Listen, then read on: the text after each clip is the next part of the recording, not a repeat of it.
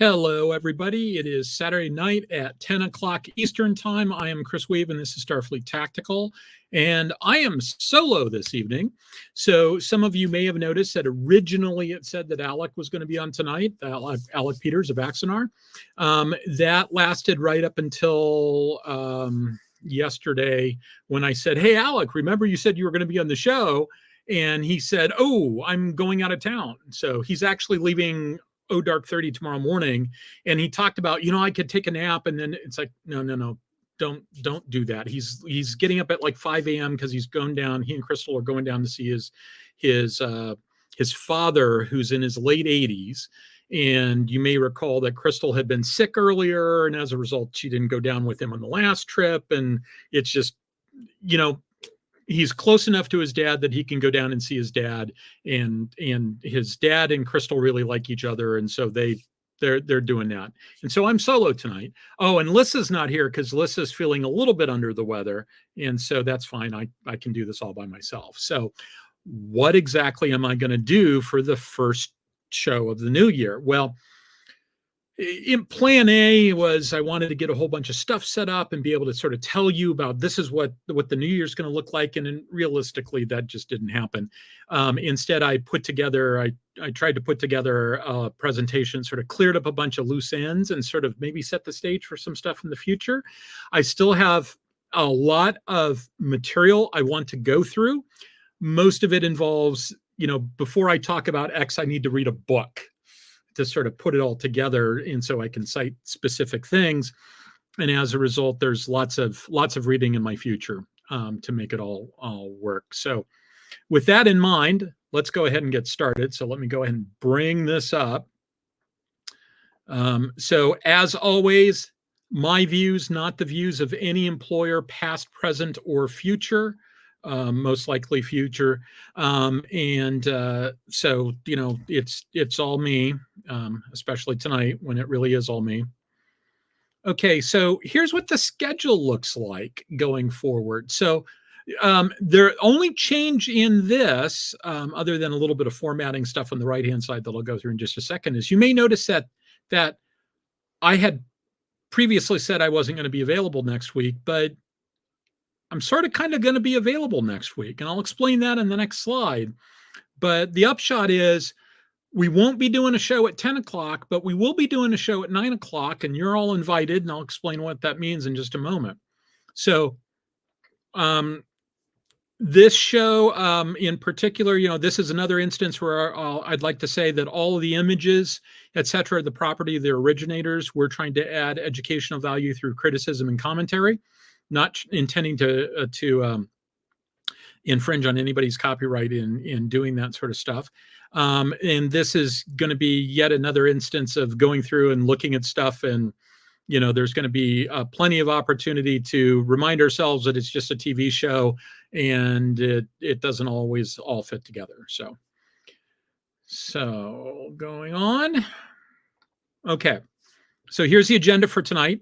First, I'm going to talk about what exactly is going on next week. Second, I want to do a little bit of additional stuff on Enterprise's main engineering, a few little follow-ups here and there, because I had a what I consider to be a minor epiphany, and in somewhat of a surprise, I ran it by my buddy Andy Presby, who I expected to just sort of like, I expected to get 2 shotgun blasts to the face and then the sounds of reloading, but he didn't. He sort of went, "Huh. Yeah, I kind of like that."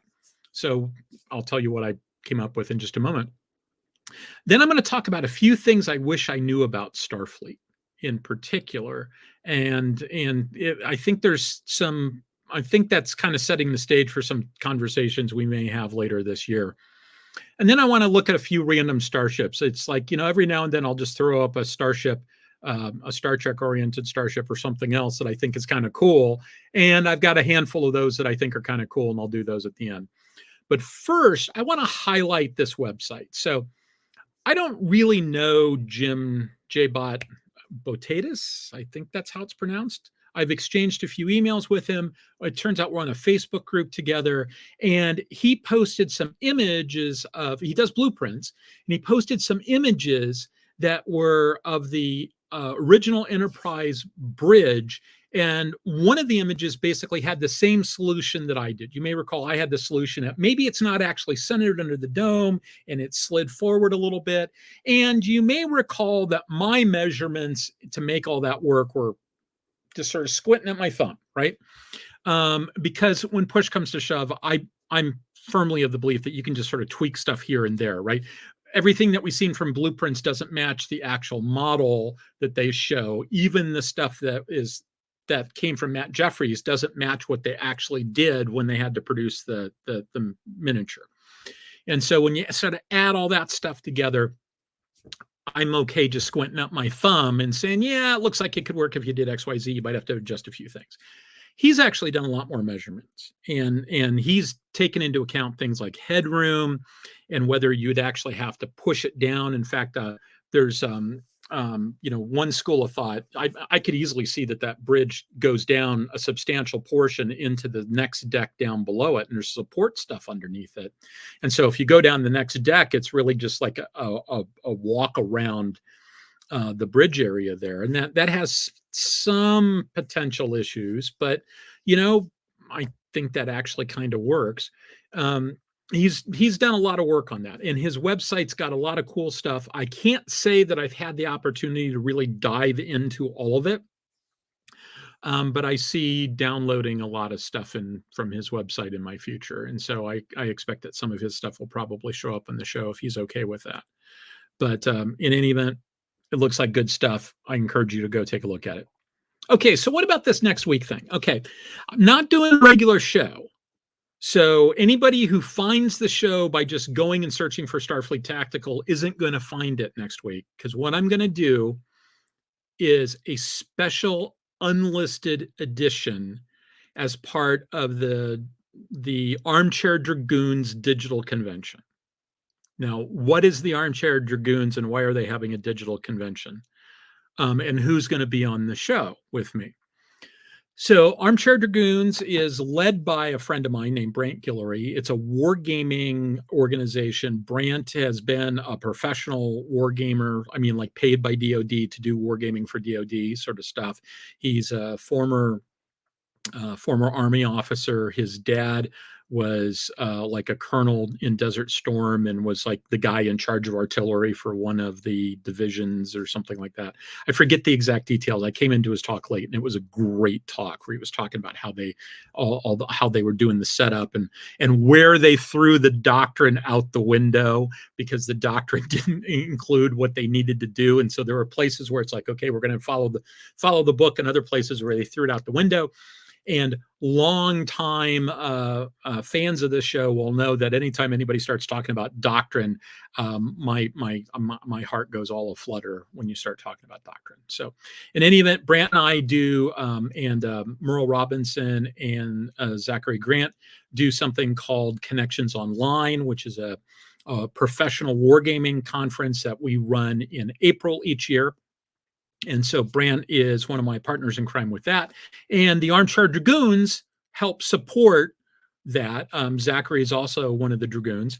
They help support my con, and I'm trying to help support his. I occasionally do podcasts with Brant because he does a weekly podcast. Not for the entire year. They have like a season. So they'll do like 10 or 12 in a season, and then they take some time off. And so Brant asked me if I would be willing to do a Starfleet Tactical and sort of add it onto their schedule. And I said, I'm going to be at a con that week. And he said, well, you can do it from the con. And I said, I don't like trying to do that from the con because you can never tell going in if you're going to have decent internet connectivity, right? Even if you've got decent internet connectivity Saturday at noon, you might not have it Saturday night. It depends on how many people log on to the hotel router. There are places where I've gone where it's been rock solid, and there's other places where I've tried to do stuff and it's been a disaster. And so, that's the reason why I said I wasn't going to do it. But, Brant talked me into it. We're going to conduct an experiment. And see if it works. And because it's sort of this special enlisted one, et cetera, if it turns out that it doesn't work and we get 5 minutes into it, and it's like, yeah, this just isn't working, we'll throw the flag and end it. So say you want to come and watch the special unnumbered unlisted edition. I said it's unlisted. You need to have the link in order to get it. There's the link. Nobody needs to be scribbling this down. It's in the description for this week's show. For this week's show, you have to go and click on that link. Eventually, we'll unlist it, like in a couple of weeks or something like that. So it'll be, if you want to just wait, you can wait until then. But if you want to watch it live, that's how you get to it. Go to the description, save the link, click on it at 9 p.m. Note the earlier time, next Saturday night, and you will see myself and Tom Pope and maybe Peter Gold and maybe Jacob Hollow, who's currently writing novels with David Weber. And we're going to be at the MarsCon, not to be confused with MarCon, the MarsCon science fiction convention in Virginia Beach. And so we're looking forward to doing that. Now, the other way you can get access to this is support the Armchair Dragoons by going to their website, going up to the upper right-hand corner, following the link that'll take you to tabletop events, give them $3.50, and you can attend all the events they do over the weekend. Now, some of those events are games where you can play games. Some of them are lectures. Some of them are people who normally have podcasts or video casts, YouTube shows, etc., just doing their show as part of it, like I'm going to do. There's a whole bunch of different stuff there. And, when push comes to shove, it's $3.50. For connections online, we generally charge $5, and we charge $5 because StreamYard ain't free. Got a premium YouTube account, premium StreamYard account. And, so we're basically just covering, and also Google Drive space that we do stuff on. So basically just covering the cost of stuff like that, right? So it means that I only lose, a couple of $100 a year instead of like $700 a year. Actually, it's more than that because the StreamYard stuff is kind of expensive, and I pay for the high-end StreamYard.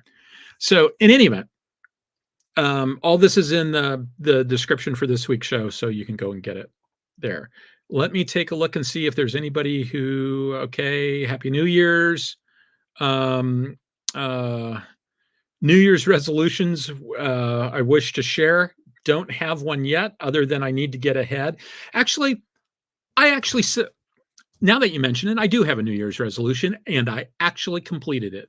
Part of it was going in and cleaning up a bunch of the StreamYard stuff on my end. It's not stuff that you guys ever see, but we've been doing stuff that in one great big file, one great big folder of all the branding stuff for all of the Axonar, et cetera, and we're finally getting all that stuff sorted out. So I spent today, like one of the things I did today was I created that extra long intro that has both the Aries Studio thing and the countdown timer. I created that so we could do that with one click. I moved a bunch of stuff around, created our own branding folders in StreamYard. And so it's going to make LYSSA's job a lot easier because she won't have to be sorting through stuff. And it certainly makes my job easier when I'm doing this solo. So that was my New Year's resolution. I've been meaning to do that for like 9 months, and I finally got it done today. So I'm glad to do that. Okay, so Wright says he picked up a copy of Trent Hone's Learning War. I haven't had a chance to read that yet, and I also haven't had the chance to read his full Battle Line book, which I need to do. I've read all the articles that were then expanded into that book, but I haven't actually read the book, and I feel bad about it. I've been pimping Trent's stuff. Trent said he's willing to come on the show. That's another New Year's resolution, is I need to do all the stuff I need to do to get those guys on the show. And one of those things is I need to read Trent's book and be able to ask him cogent questions and stuff about it. So I got some work to do, and then once I've got that stuff done, I'll schedule him to come on the show. Okay, so next slide. So this is you know what? I think this is a case of a slide that I was supposed to delete, because I think, yeah, this is the slide I decided to go with. Okay, a couple of interesting illustrations that I found. That top one is from Doug Drexler, so it's not official. It could have been official, but it's not official. And the bottom one is something I found today, and I couldn't find any description of what exactly it is, who did it, et cetera, et cetera. They're both interesting in their own way. The top one, you'll notice, it's kind of hard to see on my screen, but make it big. Hopefully you all got big monitors, and you can see that he puts main engineering at the base of the pylons. There's some indication the way the plasma conduits there at the base of the pylons, they look to me like he's trying to get across the idea that they actually cross over. You may recall that's one of the options that I said might be the case, if they cross over and it's sort of located deep. So that's pretty much consistent with what I said. He's got something that looks like some sort of power conduit that goes right along that center line from the main deflector dish all the way back to those pylons, to those plasma conduits. Below that, there's something labeled warp core, and that would put it underneath the main engineering space, which is located right in front. It's basically below the pylons, but the idea is that the pylons are physically bigger than the glowy tube section in the back of engineering, that the pylons extend further out, and so when they look up, they're actually looking up at the pylons. Okay, maybe I believe that. There's some structural issues there, and I'd like to see a side or a front view to see how a front cutaway of that section to see if that works or not. It's interesting. The next one you'll see has a couple of interesting things in it that I want to point out. I should have put circles on it. First of all, he's got main engineering kind of in the middle, and with the glowy tubes behind. So that's interesting. But the thing that I find more interesting is look at the bridge. In that one, the bridge actually sits one level down lower than you think it does. And the elevator shaft coming off the bridge is not that knob in the back. That knob in the back is labeled. Okay, let me put it on my big monitor so I can make it bigger. That knob in back is labeled Subspace Radio Transceiver Array. That's interesting. I don't know that I believe that, but that's interesting. So, something worth thinking about. Okay, so I'm going to go on to the next slide. Okay, so I've got another thought about main engineering. This is a thought that came to mind. And so here's a couple of pictures. The one on the right, I think, might be of the set up in Ticonderoga, New York. And that is specifically the season 2 and 3 configuration of the engineering space. Kirk is standing in front of the season 1 configuration, but the glowy tubes things didn't change. So a couple of things. First of all, I talked about how the angle of those tubes looked like it would match the angle of the pylons, and that's one of the reasons why I thought there might be a crossover there. I don't think it quite matches the angle of the pylons. I think it's close. I think it doesn't quite match. That having been said, let's just pretend it matches, because we can't make the evidence work, right? There is no solution consistent with all the on-screen evidence.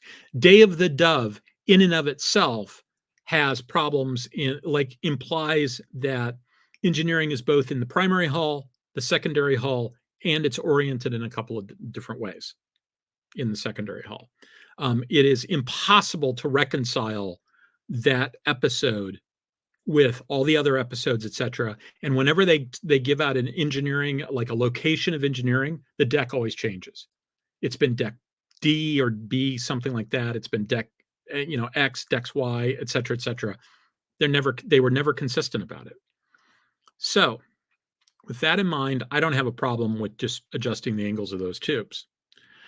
I also don't have a problem with the idea that maybe the right answer is just to flip those tubes upside down. And maybe when you flip those tubes upside down and you adjust the angle just a little bit, and they're, the stuff that we see on the bottom now, right? Those square panels that we see receding into the distance, those end up being right above the center line. And it goes up the The tubes go up into the pylons and adjust the angle just a smidge. And then main engineering ends up just in front of the base of the pylons. And we stick it however deep down in the hull, whatever level it needs to be on in order to make all that stuff line up. I think that that actually works. Now, yeah, I'm totally flipping something over. It's an arbitrary change on my part. But, you can't make it work. It's one change. It's effectively one change, right? That solves all these problems with the inconsistencies that are in the show.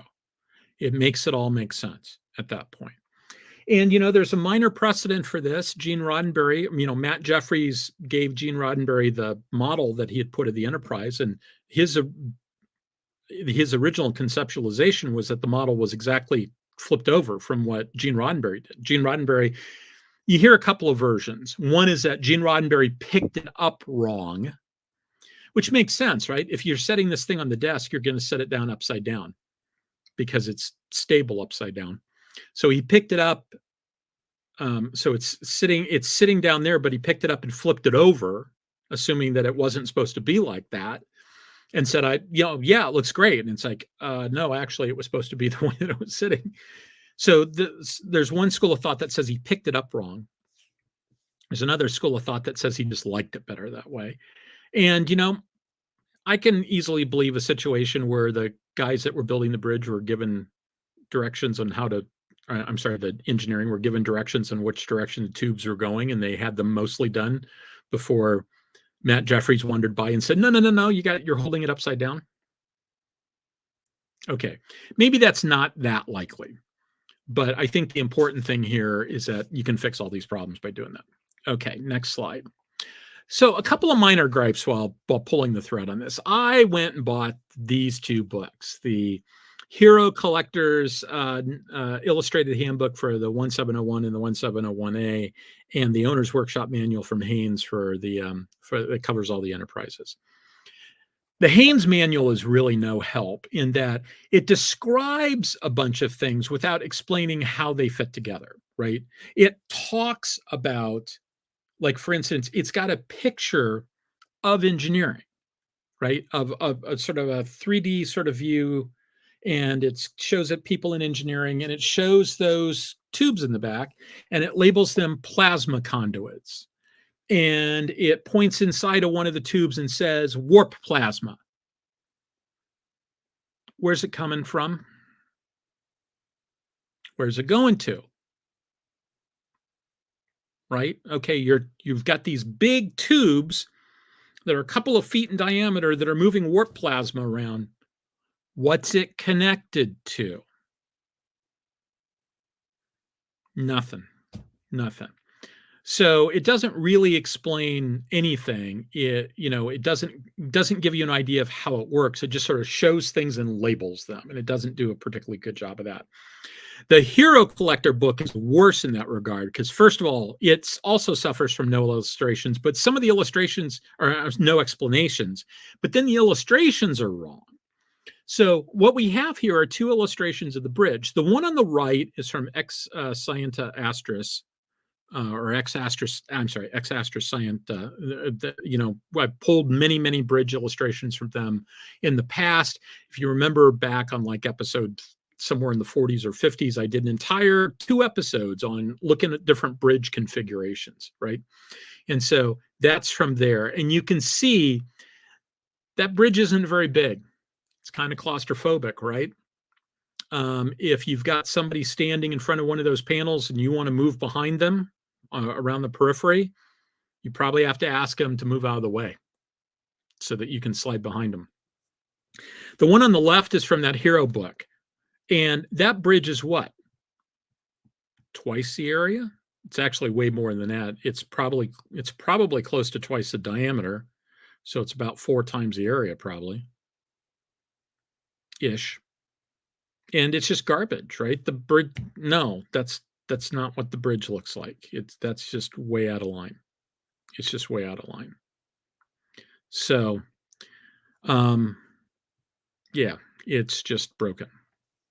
And, it just occurred to me. It didn't occur to me before. Maybe that is intended to be the Strange New World bridge, but, okay, that doesn't help either.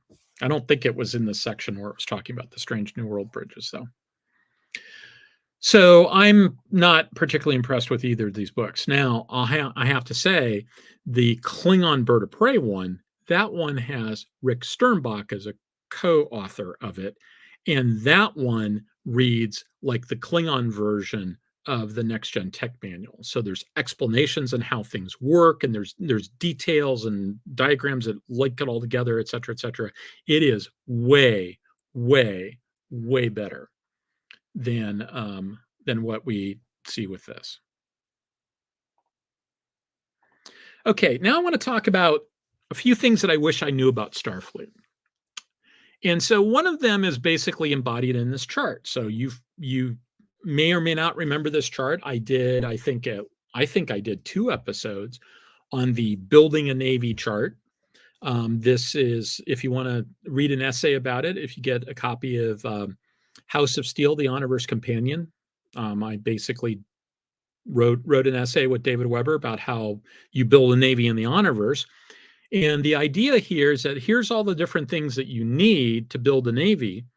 And the stuff that's in red is generally stuff that science fiction talks about. Maybe if it's dotted, it's less likely to be talked about.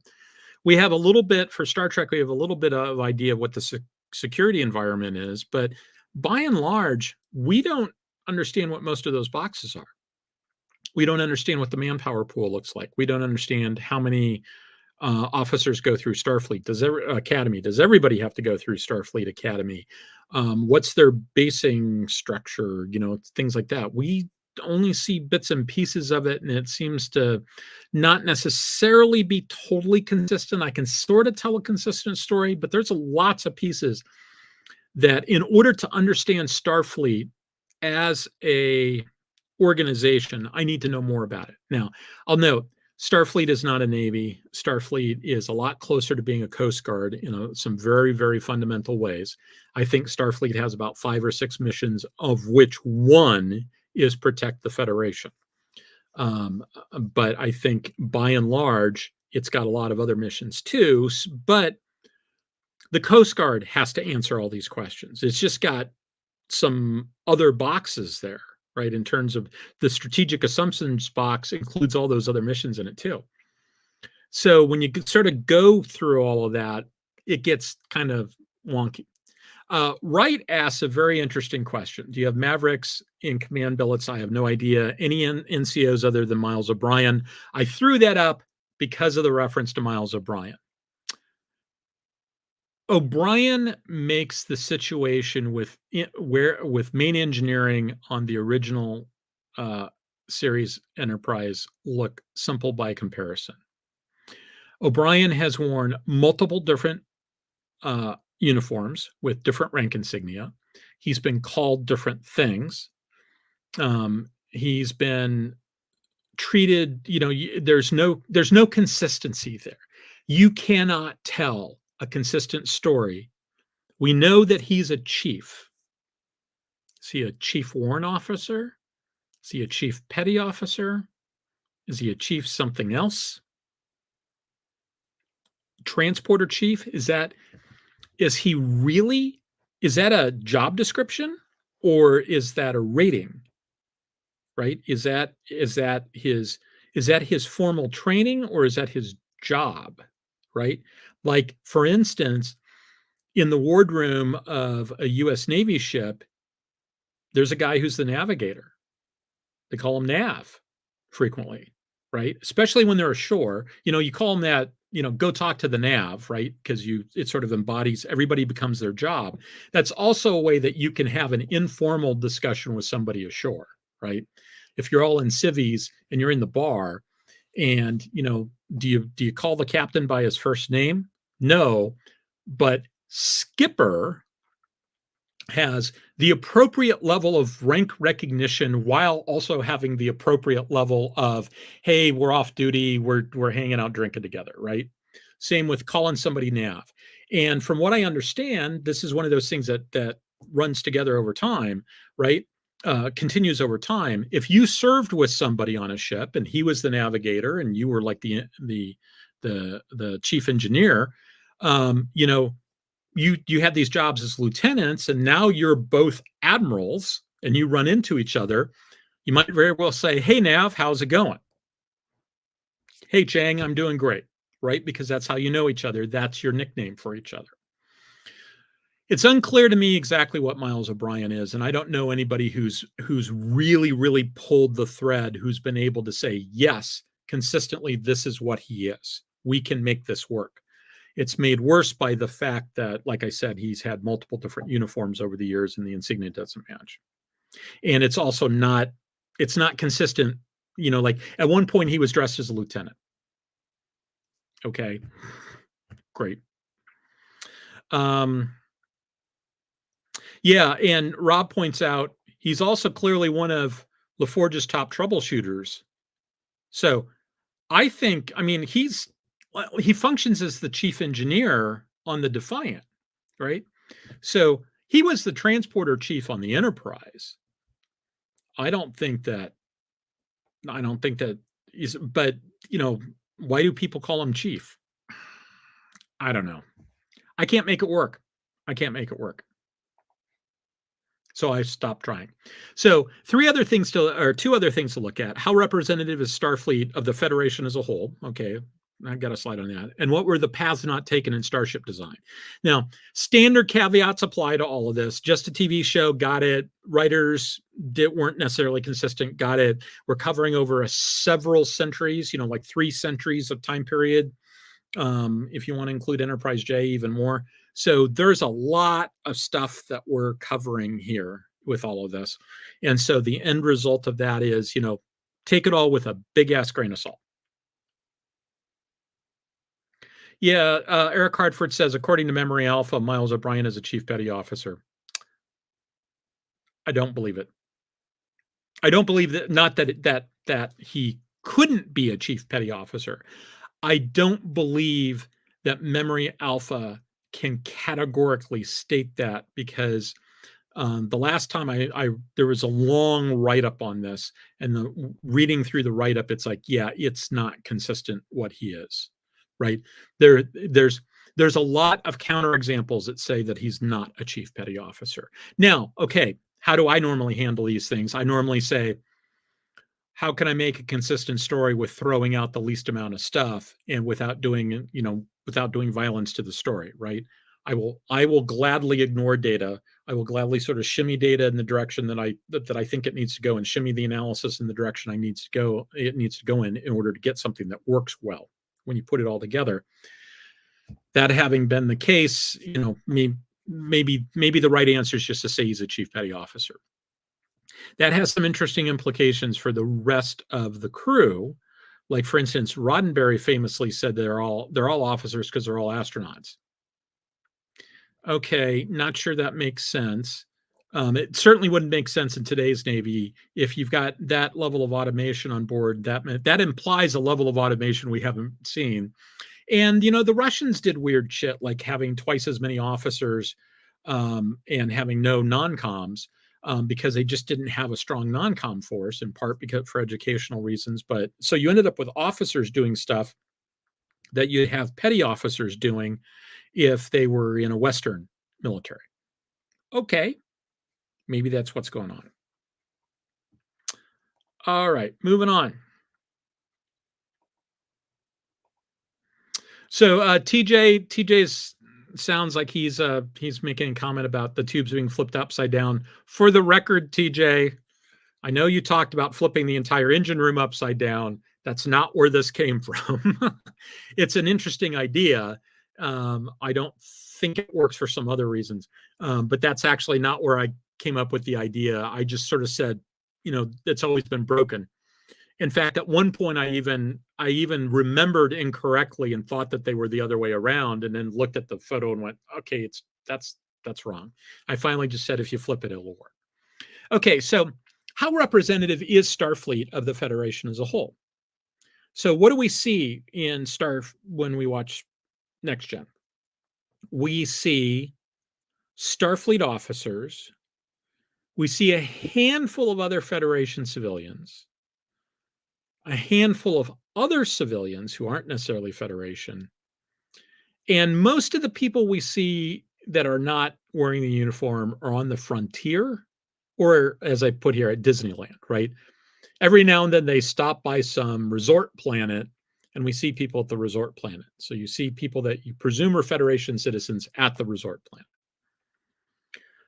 You see, you don't see a whole lot of everyday workers. You don't see a whole lot of core world stuff. Now, okay, yeah, you see Picard the Picard and his brother interacting, and you see Sisko and his father interacting. But in both of those cases, what you're seeing is the equivalent of a military family, at least to some degree, right? And we've got only a handful of data, right? Of all the people that we see that are Federation in Star Trek, 98% of them have been wearing a Starfleet uniform. I'm not sure that's a representative sample of the Federation as a whole. I'd like to see what the rest of the Federation looks like. And if you go back and look at the novelization of Star Trek: The Motion Picture, supposedly written by James Kirk, or at least the intro to it, he explicitly says that Starfleet is not representative of the Federation as a whole. He says it's way more conservative. You have people with like implants and group minds and all these other things. I forget the exact list, but all these sort of alternate things going on. And, Starfleet doesn't do that. They just don't. Which is kind of interesting. So I'd like to see what's going on there. Now, Picard in particular spent a lot of time talking about the Federation and talking about the people in the Federation. And, that's where we see like, oh, it's just about bettering yourself, right? Okay. Do you ever hear Picard have that conversation with another Starfleet officer? No, he doesn't have that conversation with Starfleet officers. He has that conversation with outsiders, with people who have been in suspended animation for some period of time and come from 2 centuries in the past, or people that are talking about joining the Federation, or they boldly went someplace and where no man had been before, and now they're getting to explain what the Federation is to the people who were there, right? So I think there's probably standing orders that say when you're talking to outsiders, give them the Pollyanna version of it, right? So I think Picard is an idealist giving an idealist interpretation of an idealist party line when he talks about things like that. I'm not saying I don't think the Federation isn't pretty darn cool and it'd be a nice place to live. What I'm saying is I'm not sure that Jean-Luc Picard is a reliable narrator when he's having these conversations. And so when I'm thinking about the sourcing of this particular analytical document, that's the caveat that I would have in my source summary statement to explain exactly what's going on. Knowledgeable, but probably is putting a spin on it. Okay, so let's talk about paths not taken in Starship design. And what got me thinking about this is there's a source somewhere, and I can't remember if it's a canon source or a Fanon source or what it is. It might actually be, I need to go back and double check it. It might actually be in in fact, the place it's most likely to be is in the Klingon Bird of Prey Haynes manual written by Sternbach. But it says something to the effect of, the Klingons use warp engines, but they basically built their warp engines a lot different than the Federation does. They had different answers to some of those design considerations, and that there are Federation warp engineers who look at the Klingon design and go, you know, there's a lot about how they handled that problem that I really kind of like. That's not a bad answer to how you'd handle that problem. And I know from all the reading I've done, both professionally and for fun, that it's easy to end up with sort of a standard path, right? How often do you start with a clean sheet of paper to design something? Well, sometimes you do, but if you followed a certain school of thought, you end up with a school solution. And maybe that's what you're ending up with. If you look at sail design, what you'd call the conning tower in the old days, for submarines, like you look at Russian sail design, you look at US sail design, they're very different. Why is that? Are the Russians sailing in a different ocean than we are? No. Same ocean, same hydrodynamics, same physics, generally same performance writ large, right? It's not like their subs are really slow and ours are really fast or something like that, but they're shaped differently. And that's because we're trying to optimize different things. We have different approaches to things. We have different school solutions to things. So, what are some of the school solutions that you can think of in terms of, like, say, historical warship design? And let's just talk about propulsion, right? You could go do this across the board, but especially when you start getting into guns versus torpedoes and stuff like that. Let's just talk about propulsion. Hold on just a second. Sorry about that. Getting a little bit of a headache. So I figured I'd take a Tylenol. Let's just talk about ship propulsion. We're going to ignore sails and oars. We're talking about the machine age.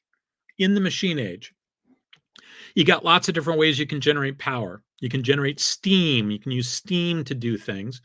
You can do that with coal. You can do that with oil. You can do that with nuclear. In theory, you could also do it with other things like wood and alcohol and stuff like that. But, probably this is what you're going to do. Your coal, they went to oil because oil was more energy dense and easier to work with than coal. So going to wood would be less energy dense. So there's a lot of reasons why you wouldn't want to do that. And so you're not going to do that. But that's all steam. You could use gasoline. Gasoline powered vessels at sea did not last a whole long time because they're dangerous, because gasoline is very dangerous. It's very high performance, though, which is why a lot of racing boats are powered by World War II aircraft engines. Like there's a metric shit ton of Rolls-Royce Merlin engines that are still being used, and they're all in racing boats. Almost all of them are in racing boats. And they are using 200 octane gasoline. So you can use that stuff, but that's hardly the case of going to sea and you're not carrying, lots and lots and lots and lots and lots of it.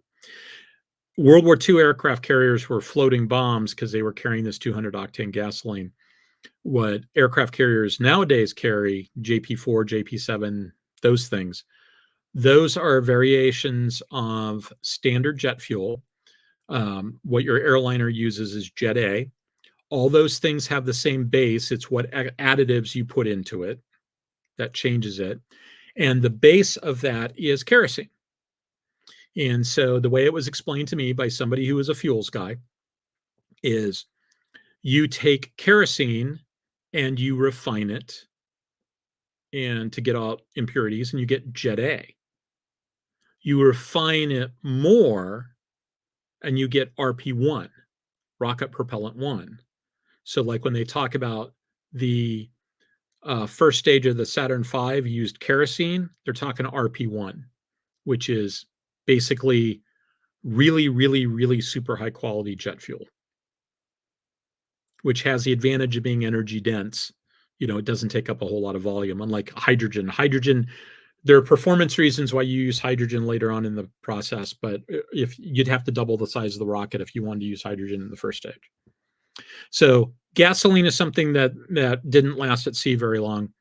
Diesel has lasted at sea. There's lots of diesel out there. There's gas turbines. Now, I talked about steam in terms of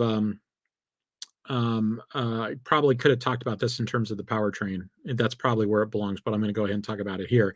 Got a couple of different flavors of steam. You've got reciprocating steam, so steam pistons.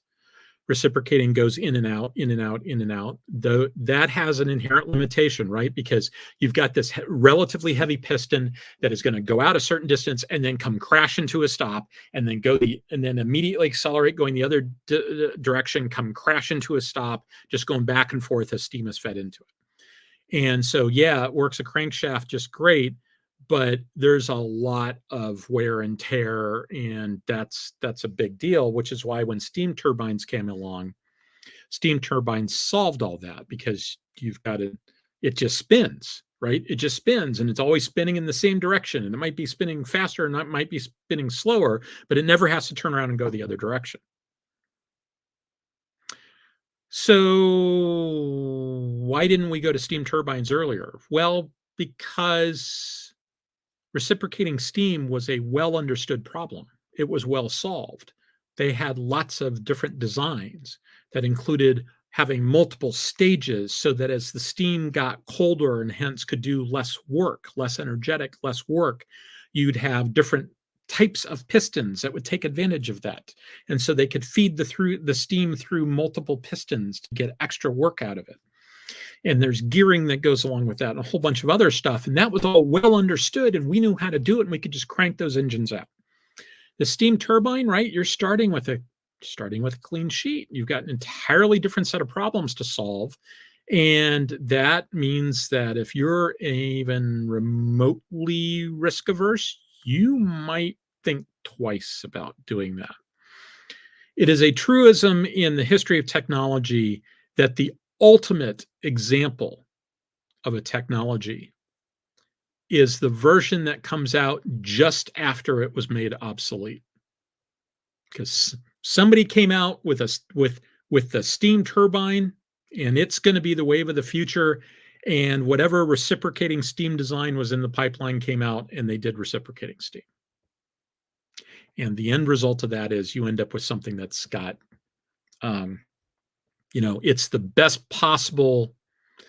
it's the best possible example of an obsolete technology. Now, some of this is going to come back later on, because one of the things I want to talk about is cruisers. We're going to talk about, at some point, I'm going to go through all the different ship classes and sort of talk about them historically and then try to put them in science fiction terms. Cruisers is a wonderful category. Cruisers is going to be 3 episodes.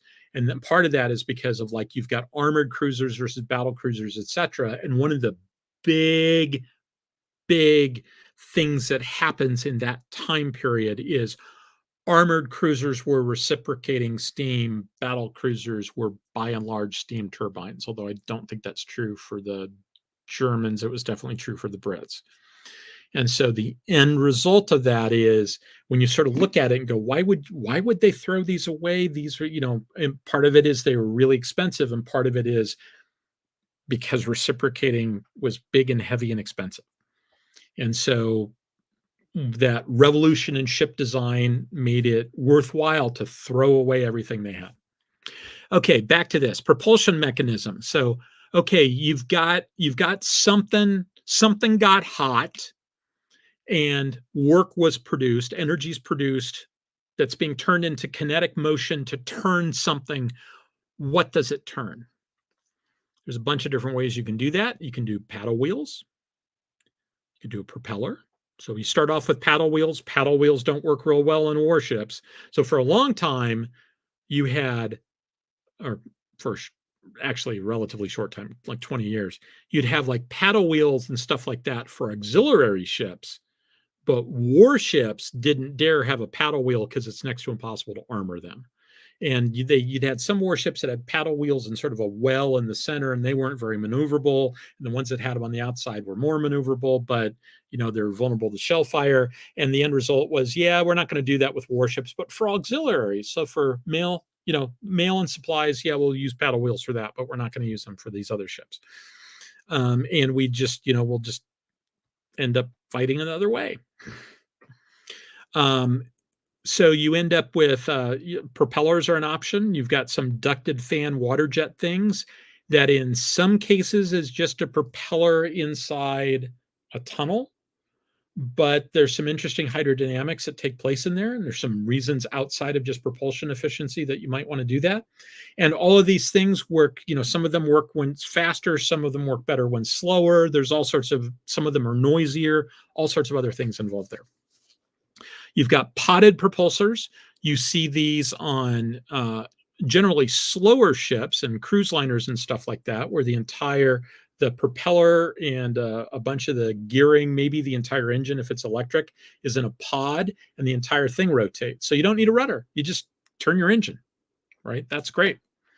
I don't know of any warships that use them because there's some drag issues when you get it at high speed because you're sticking something else out to the flow of water. Then you've got the power, what I'm going to call the powertrain, right? So how do you connect those two things, right? You got this thing over here that's getting hot and producing some sort of kinetic energy. And then you've got the thing that wants to use kinetic energy. How do you connect them? You can just have a direct drive, right? You turn open the valve on the steam turbine, and it's just turning a propeller at whatever speed the turbine's moving.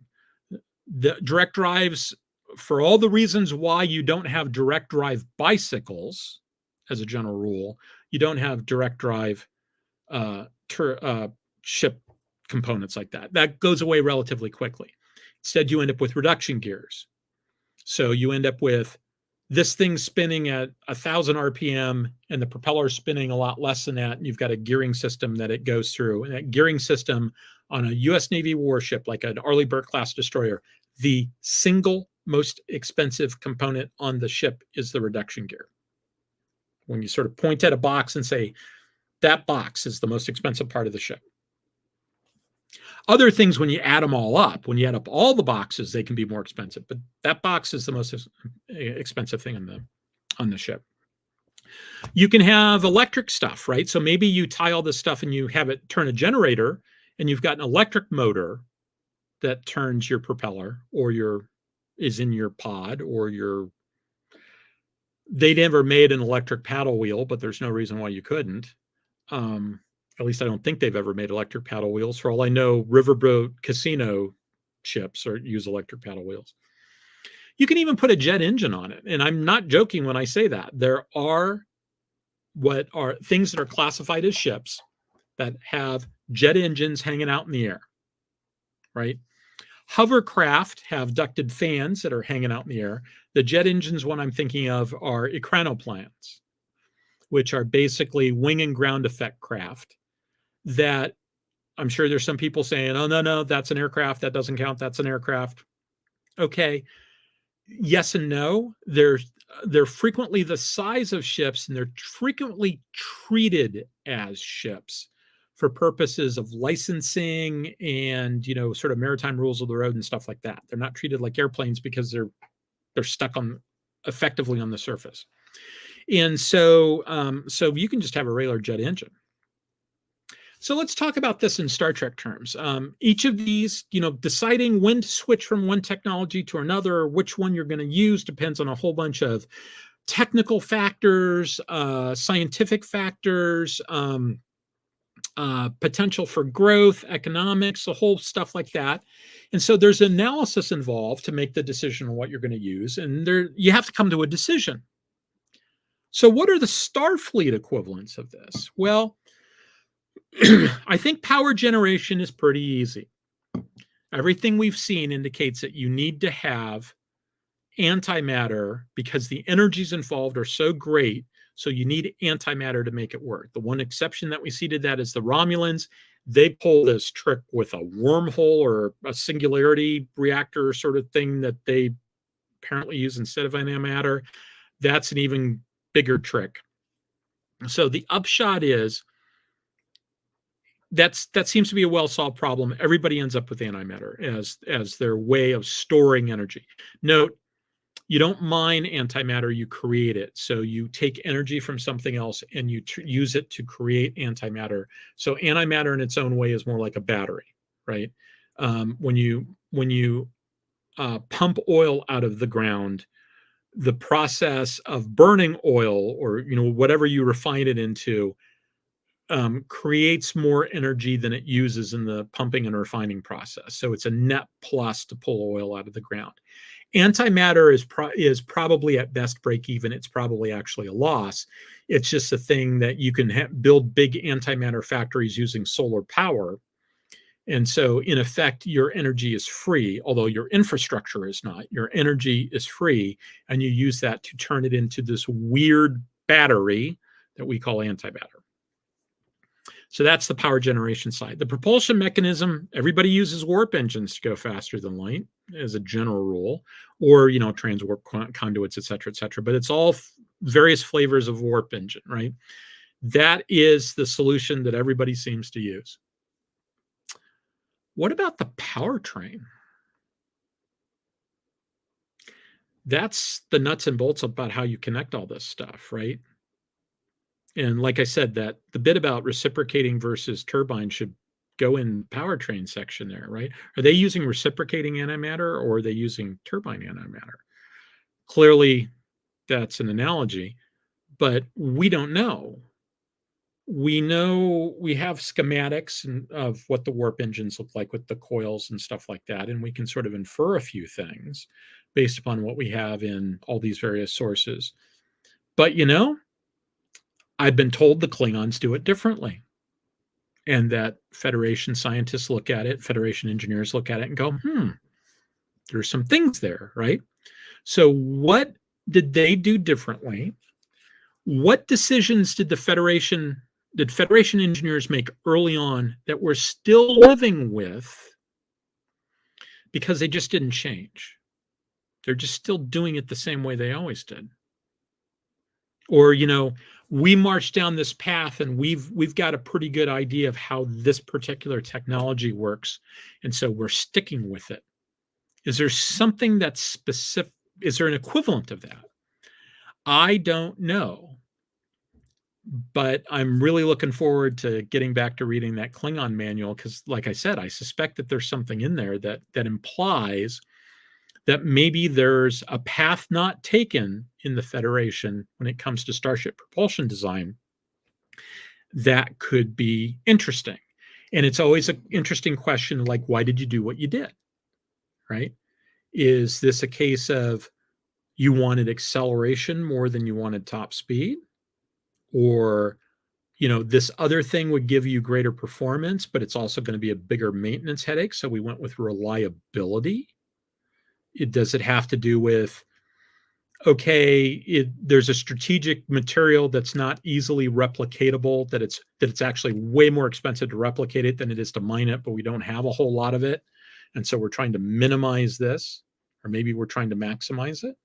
Is it something like, if I simplify the design, can I crank them out, right? Anybody who's looked at firearms and knows what a Sten gun is, during World War II, there were several different examples of people coming up with mass producible guns that were just made out of stamped metal, as opposed to like forged metal. And nobody looked at those guns and said, that's the ultimate expression of the gunsmith's craft. That is the best possible gun I could have. Now, a lot of them looked at it and said, that's really damn clever that they were able to do that, right? So I don't want to make it sound like there wasn't good engineering that made it happen, but nobody looked at that and said, that's the high performance example. They were optimizing on other variables. What variables does Starfleet optimize on versus what variables do the Klingons optimize on? I'd really like to know.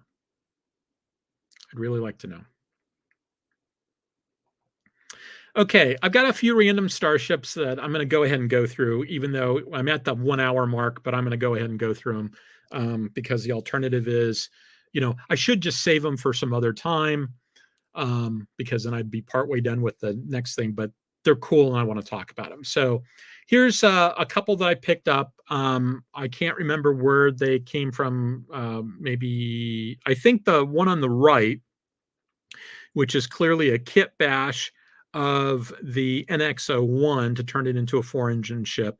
That one, I'm almost positive, came from a Facebook group. Somebody posted it in a Facebook group, and I really, really liked it. There's a bunch of other pictures of that model. And I think that's a really, really cool design. I liked it. The one on the left, I don't know where I got that. But you can see it looks like it's a similar design, but much more recent, much further down the timeline, 150 years down the timeline. I think they're both really cool. I like 4-engine ships. I like the idea that you can think of warp engines as being like tank treads in terms of maneuvering, except you're maneuvering in multiple dimensions.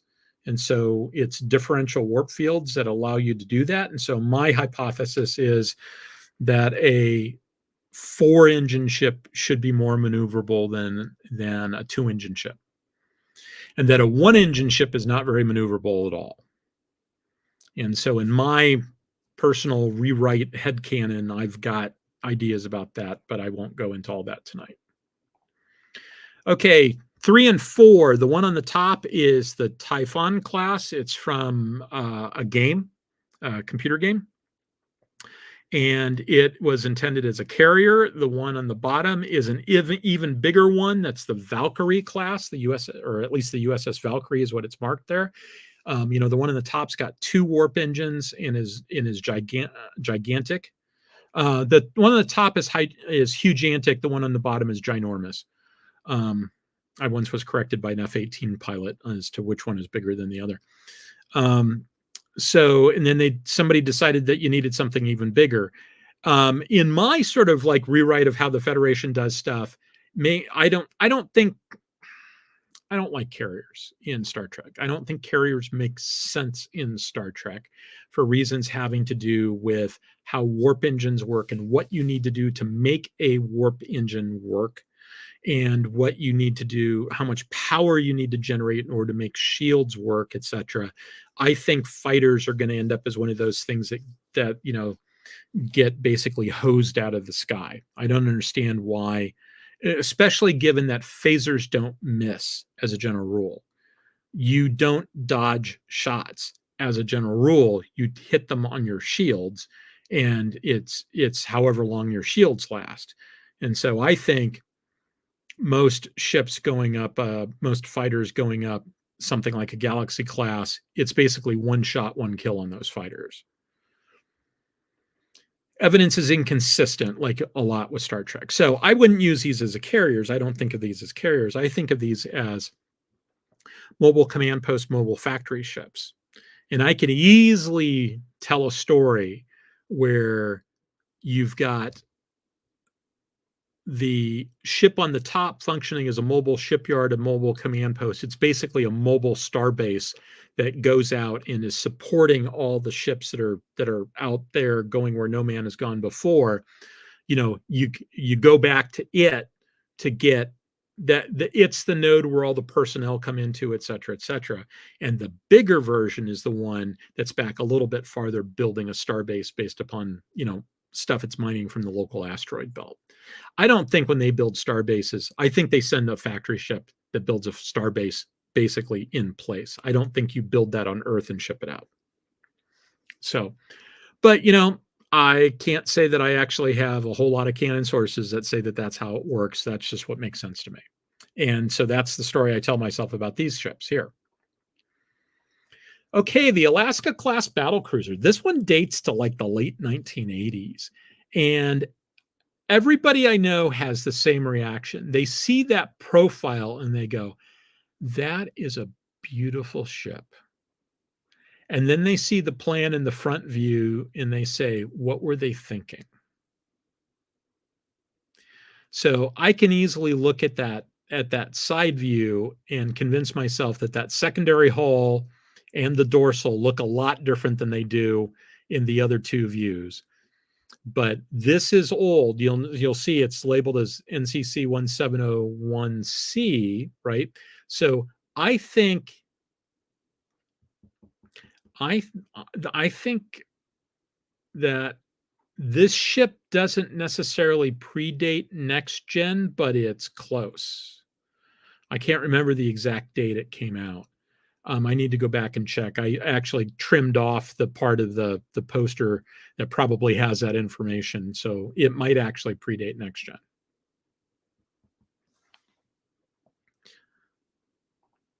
Okay. I can't remember where I got this, but this is the Endeavor.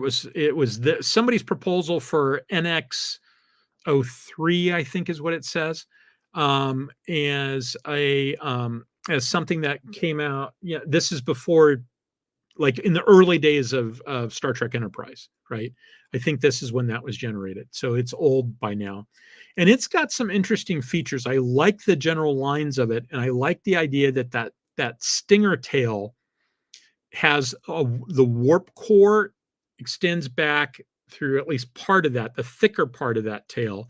And then the part that sticks all the way back is labeled warp stabilizer, warp field stabilizer. And so in my head canon, that's something that sort of functions as a low-level warp thing that sort of smooths things out, and it makes it a lot faster as a result of that. In fact, I think it says prototype warp 5 ship, if I remember correctly, in the upper left-hand corner. And so I could easily see, there's all sorts of interesting things you could do if you're a Starfleet. Like, for instance, put a phaser on the end of it.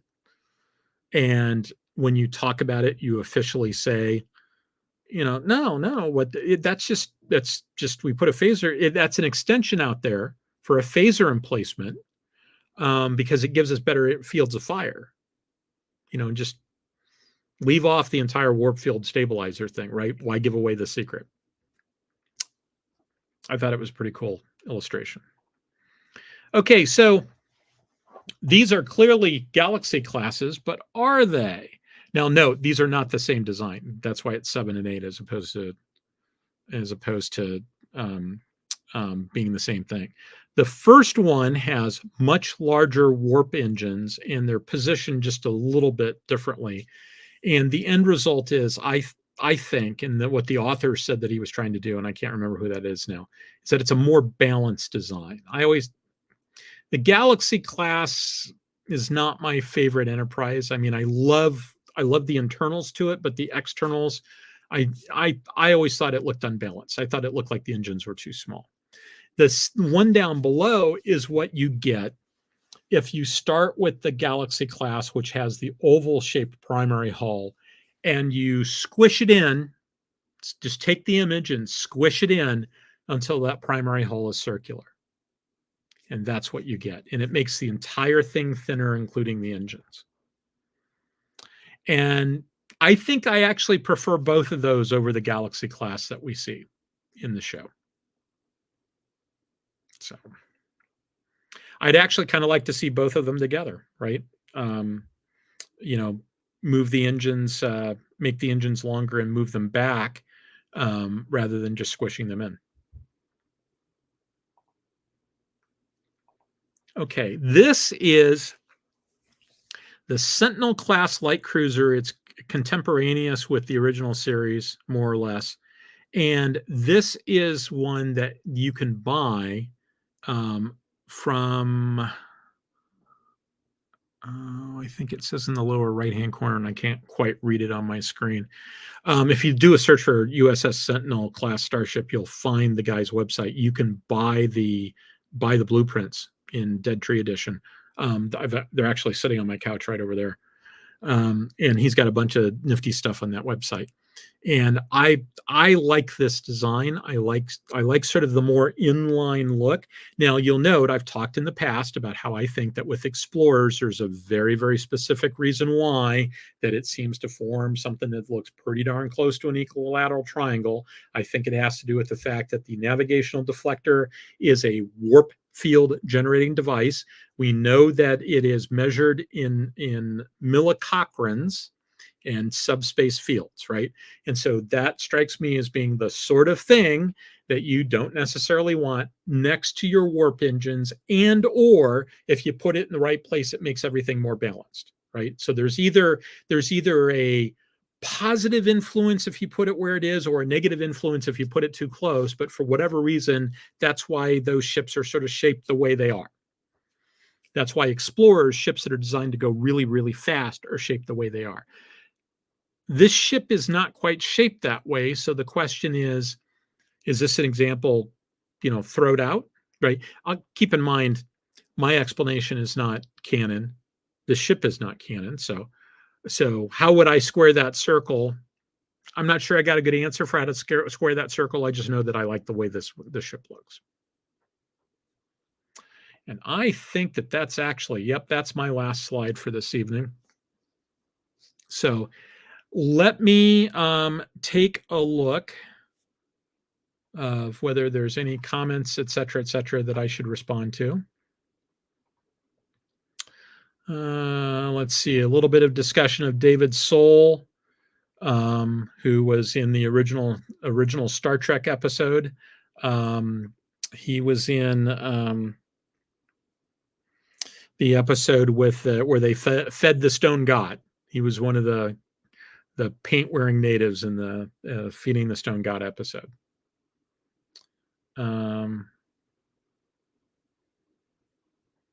Let's see. Miles O'Brien.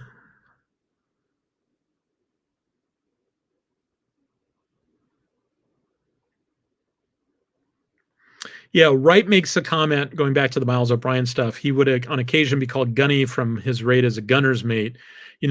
That's an interesting thing, right? Gunny in that case means a lot. It's a lot different than being gunny on if you're a Marine, right? Gunnery sergeant is a rank, rating, rate technically. In the Marine Corps, at least in Navy terms, it would be called a rate. I don't understand how the other services necessarily differentiate that. But, it would have a different meaning there. So things don't always translate. I like Olive's comment that offhand, I expect O'Brien is an NCO. He keeps getting field commissions. Could be.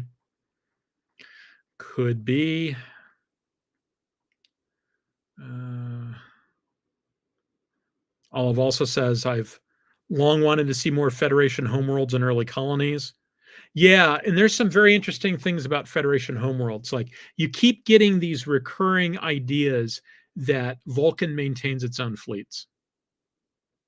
Right? The Vulcan Science Academy seems to be a governmental organization that has fleets of starships, and you sort of get the impression that they have defense forces too.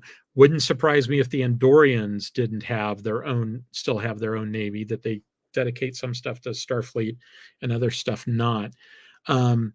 It's not the Federation is, I think, more properly a confederation, in that there's still an awful lot of sovereignty that exists at the planetary or system level government level.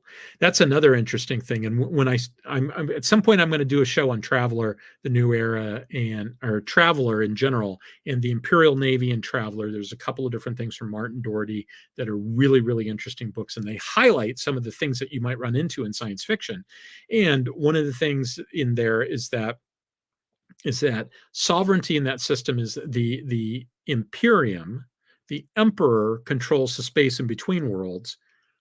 The largest government that is a non-imperial government is a planetary government, which might have some off-world stuff, but it's certainly not a solar system worth, right? So if you want to put this in Earth terms, it might be that Earth has its own government, and Earth has some installations and some things like out around Saturn, and so they have jurisdiction over there, but the space in between is owned by the Imperium, except that there's some implied rights of transit between them, and you end up with various different navies and Coast Guard equivalents sharing jurisdiction over stuff.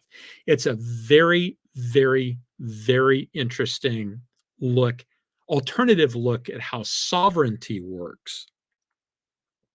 That we in a post-West Treaty of Westphalia world are not particularly well equipped to understand, because we're used to the idea that governments have a unique authority to use force, right? They have the sovereign responsibility to use force. Individuals are not sovereign. Organizations are not sovereign, although the Knights of Malta insist that they still are. When you sort of add those things up, that's not the way the world used to work. That's not the way the world used to work.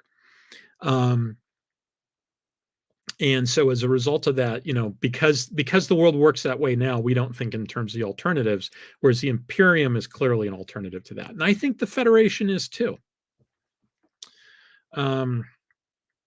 Wright says he always felt that Captain Jellicoe was the most believable CO we've had on Trek.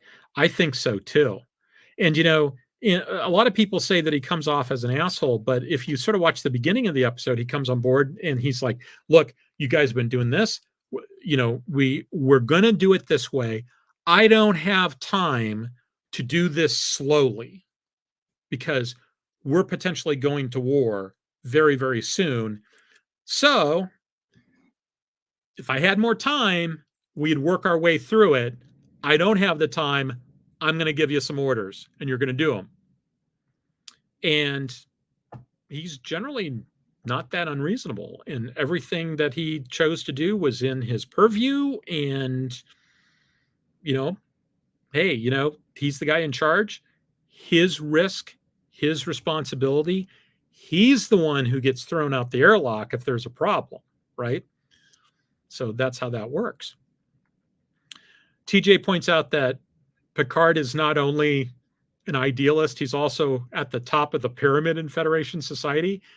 To Picard, I'm sure the Federation looks pretty good. Now, it depends on how much do you believe about there being no more poverty, et cetera, et cetera. As my friend Winchell Chung says, the people on Star Trek only look like they're human.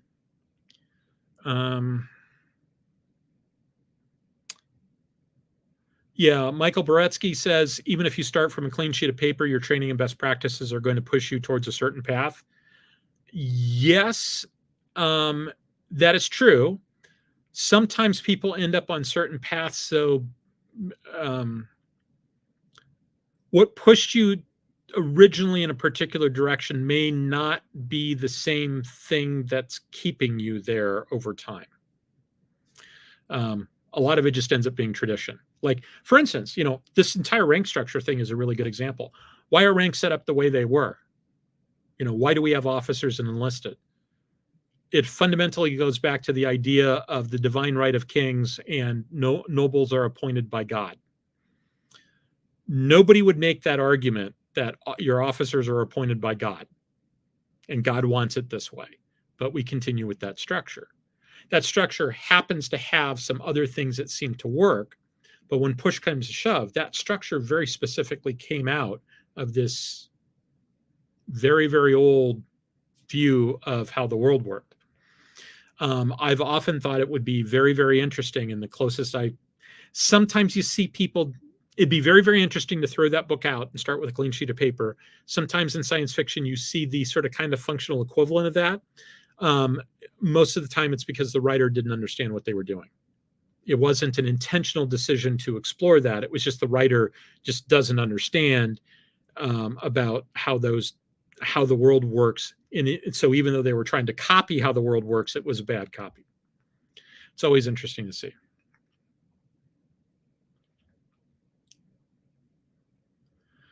Yeah, TJ points out the Kirovs used, they were a combination system. You have all sorts of combination systems. They were combination gas and nuclear, if I remember correctly, but you had combination diesel and gas, and by that they mean gas turbines.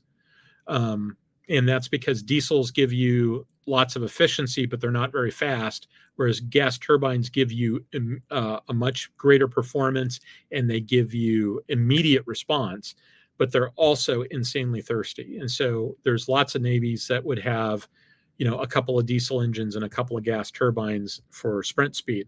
The U.S. Navy standardized on gas turbines, but for instance, there's 4 on an Arleigh Burke, and they don't start them all at the same time. So like if you can get by with only using 1 or 2, you'd only have like 2 on. But under certain circumstances where you think you're going to need fast throttle response, like for instance, when you're doing an underway replenishment, when they call out over the 1MC, the restricted maneuvering doctrine is in effect, within the next 30 seconds, you've got engines starting, right? A big puff of smoke comes out of the smokestack. Like, what's that? And the lieutenant explained to me, Lieutenant JG actually, maybe he was an ensign even. He was prior enlisted. He was pretty sharp. He explained restricted maneuvering. One of the things about restricted maneuvering is you bring all your gas turbines online because you may have to give it the gas in order to get out of a bad situation, and you want instantaneous response. And so you need to have that stuff all up and running. And you don't run it normally because it's very fuel expensive, right? You'd rather run 1 gas turbine or 2 gas turbines at 75% than run all 4 at like 50% or 40%, because the single most expensive thing you can do in terms of burning fuel is turn it on. Once you've turned it on, and this is also the reason why sometimes you get maximum fuel efficiency by if you need to have a rate of advance of 20 knots, there are times where you could get better fuel efficiency by going 15 knots for a while and 25 knots for a while than if you just went 20 knots the entire time. It all comes down to, do I have to turn on another turbine to do it, right? So if you can if you can keep the turbine off, you can save fuel. Okay.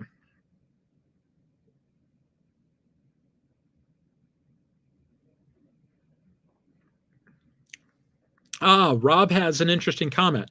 RP1 is actually, according to some rocket people he knows, a pretty rough cut by the standards of what you can get these days.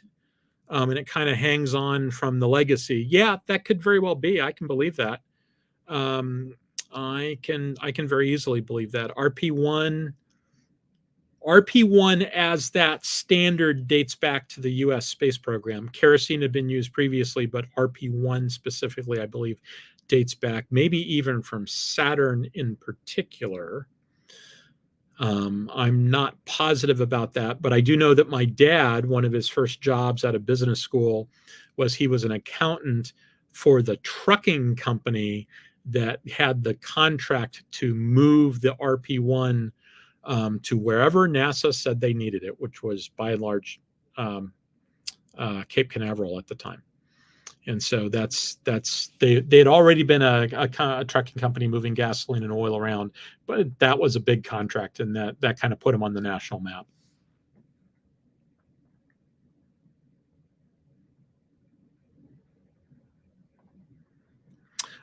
Peter Gold, who is, you may recall from his time on the show, is a merchant mariner. He is specifically an engineering track guy. So if Peter says something about engines that disagrees with me, you should listen to Peter. Steam turbines require high precision gear trains. That's why during World War II, we started with steam reciprocating steam. For Liberty ships, the gears went to warships. Yeah, that totally and completely makes sense to me. Tolerances were a lot higher. That's one of the reasons why, for something that is simpler, simpler in concept, there was a little bit of reluctance to go to it early on. It's, that's part of the, we know how this works. We don't need that. And the other thing is you need steam turbines at the high end. Reciprocating steam, if you want to do 12 knots, you're fine with reciprocating steam, right?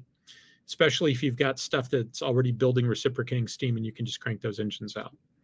And everything about those Liberty ships was crank them out as fast as you can.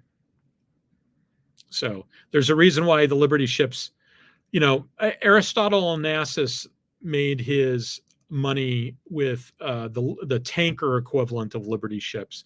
buying up a bunch of excess ones. A bunch of the Greek magnates did. That's where the Greek shipping industry came from. Was largely buying World War II surplus from the U.S.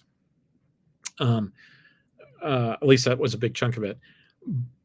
But those ships were not intended to last particularly long. They were intended to get in the water as fast as they can. And as a result, they kind of had a tendency to fall apart.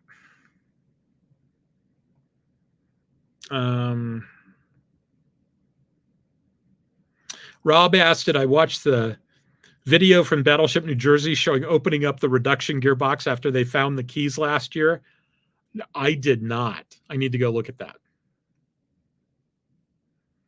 Very, very carefully, because they promised the Navy not to ruin it.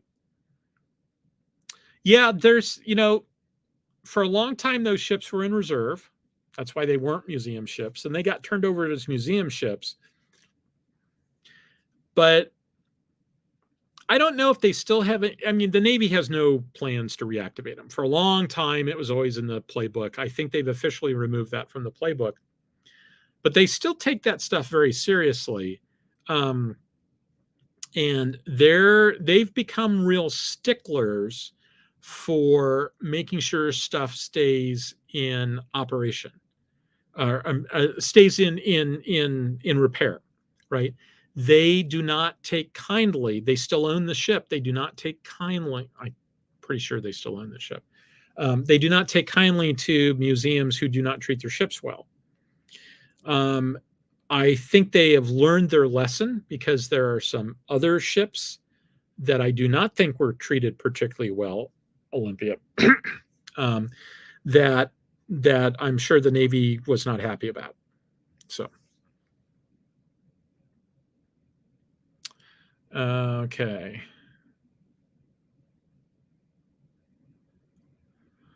So, right when I talked about it, Chronoplane said the Black Sea monster. I don't think it was the Black Sea. It was wasn't the Black Sea, if I remember correctly. It was one of the other ones. Caspian Sea monster. Rob Davidoff says antimatter is like a battery, and like a lithium battery, you should not stab it with a nail.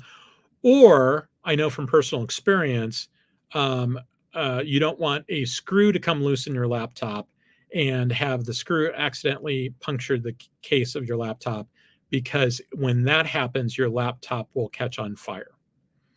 And the laptop that I had that happen was sitting in exactly the same space that the laptop that I'm currently talking to you on was sitting, right here, right in front of me. And it caught on fire while I was on a work call with my desktop machine, which is over here to the right of me. And I wish that I had the video on, because I didn't. But it caught on fire, and it was a very, very dramatic 45 seconds. Start to finish, it was under a minute between the fire starting and the fire totally being out. But it was very, very dramatic during that time period. Wright points out that this ship that's currently still on the screen is done by Bill Krause. And so, yeah, you can find his stuff. His stuff is really pretty good.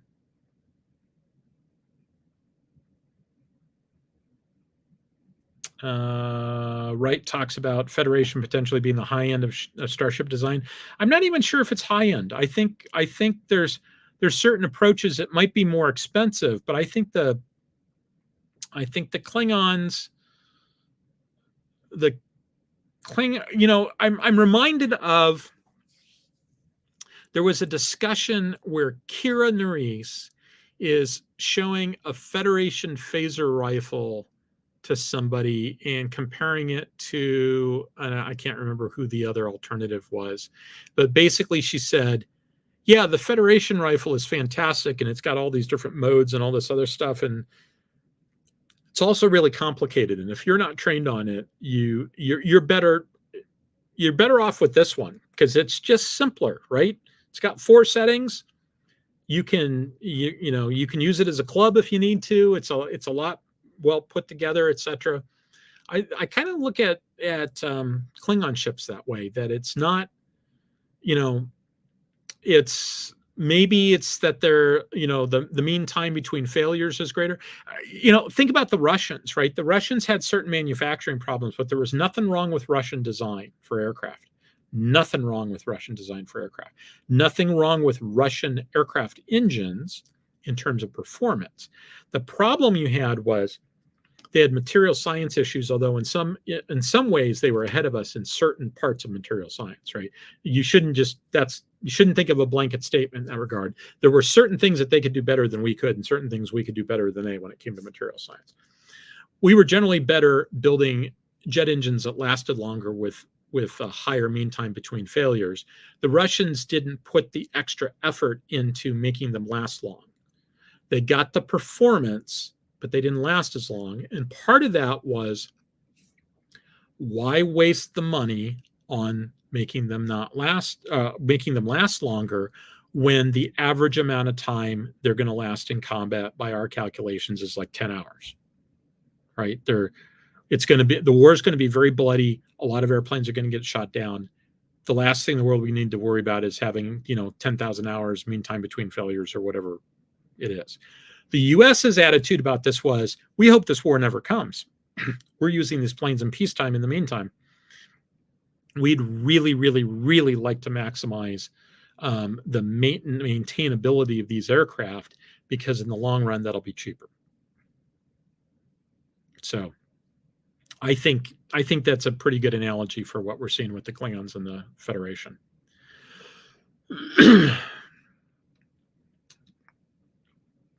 Yeah, Wright says he remembers the Alaska class coming out in the 1991 timeframe. It was somewhere between 88 and 92. In general terms, it was somewhere right in the middle there, and I'm not quite sure when. Olive said that he thinks that he had it in 88, and that it could have been older.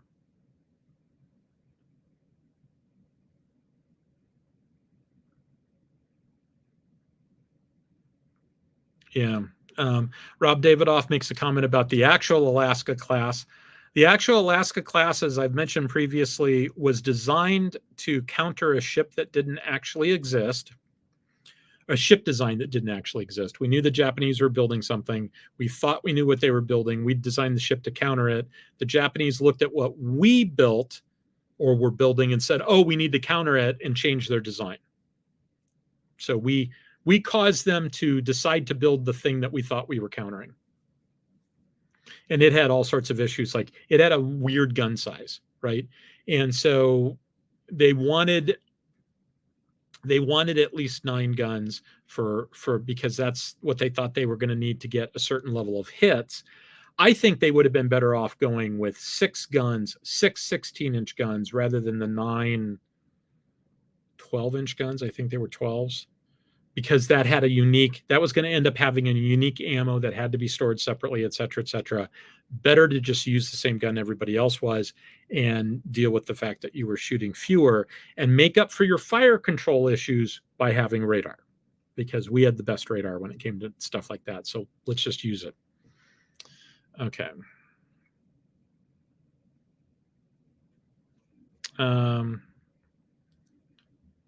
Rob says that maybe O'Brien went from transporter chief to chief engineer, and as a result, he stayed chief all the time.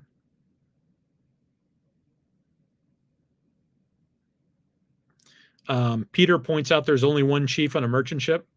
So he and I are going to see each other at that con. So I'm looking forward to seeing him.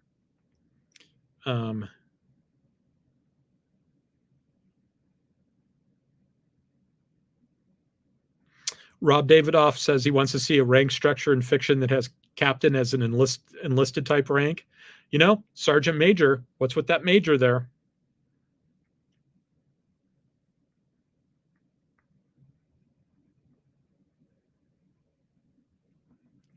Okay. Scrolling.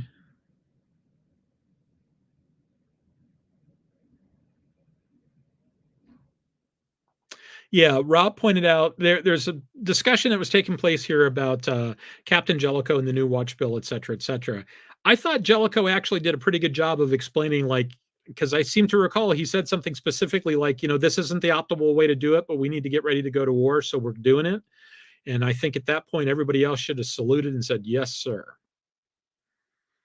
And Riker pushing back the way he did, yeah, that was not the right answer, right?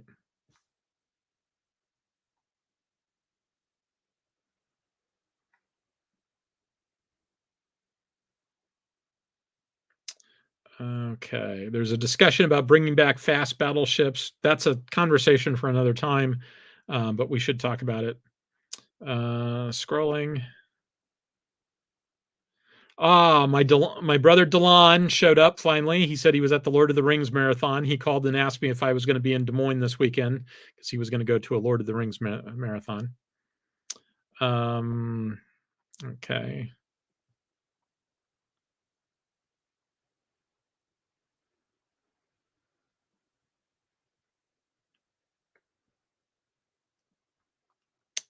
Okay, so one last thing, and then I'm going to call it a night. TJ says, any update on Marcon? Well, so Marcon is going to be a different weekend in a different hotel. And I haven't actually signed up for Marcon yet. I should probably do that, but I need to. At the current time, last year I tried to do like a meetup sort of thing, and a few of you actually came to the Marcon thing. We had a great time. Brian Haven brought 3D printed traveler ships, so like a 3-foot long Beowulf trader, free trader, and a Type S Scout, and we had a grand old time. But we're in a different hotel. This hotel doesn't seem to understand the idea that, no, we don't want a meeting room. We would like a function space upstairs. And I'm one of the things to do, one of my New Year's resolutions is to go and talk with them one more time and see if we can figure this out. But my agent, Merle Robinson, tried to have that conversation with them, and they just went tilt. And so it's going to be a different weekend. I don't know if there is going to be anything that looks like the meetup we did last year. Right now, if I had to guess, I'd say the answer is no, that we're not going to do anything like that. But we might do something else instead at some other con. I'm still my work schedule got complicated this week. A few things that I thought I was going to now have work events scheduled against them. And so we'll see. So,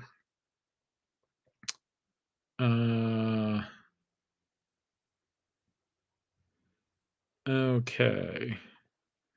So there's one last quick thing here, a discussion about using transporters to beam torpedoes over. Yeah, I don't think that works because it works, but they should do it anyway. It doesn't work, but they should do it anyway. It doesn't work from the standpoint that that you can't get through the shield, right? So you can't beam it on the inside of the shield. I would think that beaming it on the outside of the shield, however, would still be useful because, of course, when torpedoes hit targets, they're on the outside of the shield. So torpedoes miss way more than phasers. You might think that maybe a transporter would be a way of guaranteeing that your torpedo always hit. Now, maybe it's also equally likely, though, that if the ship is maneuvering, right, the entire transporter sequence takes a little bit of time. Phasers are sort of like, they're continuous aim, basically. They're always pointed at where they need to go. So when you hit the firing stud, they fire exactly where they need to go. Photon torpedoes when fired, are a seeking weapon, and so they go out in a particular area, but they do curve a little bit at least. Beaming antimatter mines or bombs over it, depending upon how long that sequence looks, it might actually, you never get a hit because the battle's maneuvering. And the other thing is, remember, the other guy always gets to counter stuff. So like if you knew that was the case, you would develop technology to counter it. And you would also probably maneuver more just as an anti-torpedo mechanism, an anti-photon torpedo mechanism, just like in real navies, they maneuvered as an anti-torpedo mechanism. So I'd expect that probably wouldn't work, but I'd also expect that there would be occasions where something like that would work, and we don't see that happen. the transporter is underutilized in general, because you'd think that we see them cure somebody of a disease by just beaming the person and subtracting out the data that was the disease. We saw that in an episode. Why isn't that the number one way to get people healthy? Why don't they do that all the time? I don't understand. So,